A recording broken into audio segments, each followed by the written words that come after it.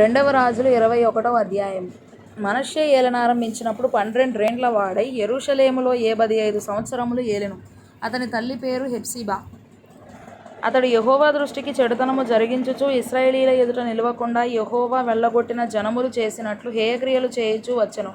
తన తండ్రి అయిన హిజ్కియా పడగొట్టిన ఉన్నత స్థలములను అతడు తిరిగి కట్టించి బయలుదేవతకు బలిపీఠములను కట్టించి ఇశ్రాయేలు రాజైన అహాబు చేసినట్లు దేవతా స్తంభములను చేయించి నక్షత్రములకు మ్రొక్కి వాటిని పూజించుచుండెను. మరియు నా నామము ఉంచుదునని యెహోవా సెలవిచ్చిన యెరూషలేములో అతడు యెహోవా మందిరమందు బలిపీఠములను కట్టించెను. మరియు యెహోవా మందిరమునకున్న 2 సాలలలో ఆకాశ సమూహములకు అతడు బలిపీఠములను కట్టించెను. అతడు తన కుమారుని అగ్నిగుండము దాటించి జ్యోతిషమును శకునములను వాడుక చేసి యక్షిణిగాండ్రతోనూ సోదెగాండ్రతోనూ సాంగత్యము చేసెను. ఈ ప్రకారము అతడు యెహోవా దృష్టికి బహుగా చెడుతనము జరిగించుచు ఆయన కోపం పుట్టించెను.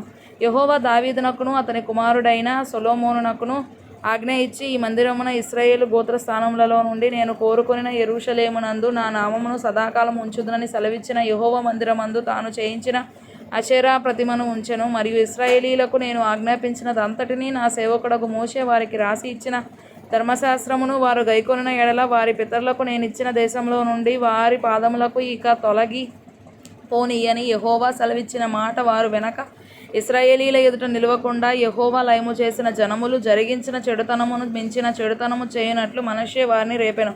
కాగా యెహోవా తన సేవకులైన ప్రవక్తల ద్వారా ఇలాగు సెలవిచ్చెను.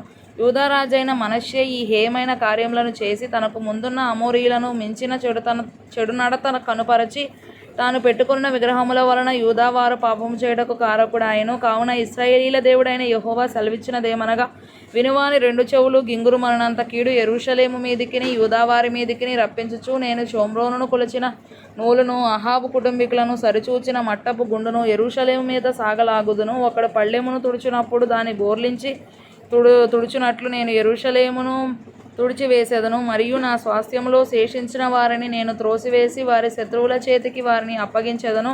వారు తమ పితరులు ఐగుప్తు దేశంలో నుండి వచ్చిన నాట నుండి నేటి వరకు నా దృష్టికి కీడు చేసి నాకు కోపం పుట్టించుచున్నారు గనుక వారు తమ శత్రువులందరి చేత దోచబడి నష్టము నొందుదురు. మరియు మనష్షే యెహోవా దృష్టికి చెడునడత నడిచి యూదావారిని పాపములో దింపినది గాక యెరూషలేమును ఈ కొన నుండి ఆ కొన వరకు రక్తముతో నిండునట్లు నిరపరాధుల రక్తమును బహుగా ఒలికించెను.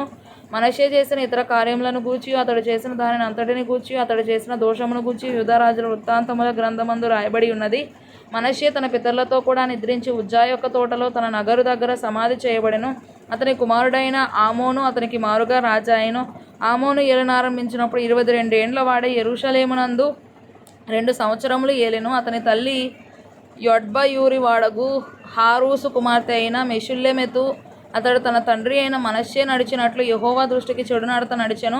తన పితరుల దేవుడైన యెహోవాను విసర్జించి యెహోవా మార్గమందు నడవక తన తండ్రి ప్రవర్తించినట్లు తానును ప్రవర్తించుచు తన తండ్రి పూజించిన విగ్రహములను తానును పూజించెను. ఆమోను సేవకులు అతని మీద కుట్ర చేసి అతని నగరునందు అతని చంపగా దేశపు జనులు రాజైన ఆమోను మీద కుట్ర చేసిన వారిని అందరినీ చంపి అతని కుమారుడైన యోషీయాకు అతనికి మారుగా పట్టాభిషేకము చేసిరి. ఆమోను చేసిన ఇతర కార్యములను గూర్చి యూదారాజుల వృత్తాంతముల గ్రంథమందు రాయబడి ఉన్నది. ఉజ్జా యొక్క తోటలో అతనికి కలిగిన సమాధి యందు అతడు పాతిపెట్టబడెను. అతని కుమారుడైన యోషీయా అతనికి మారుగా రాజాయెను.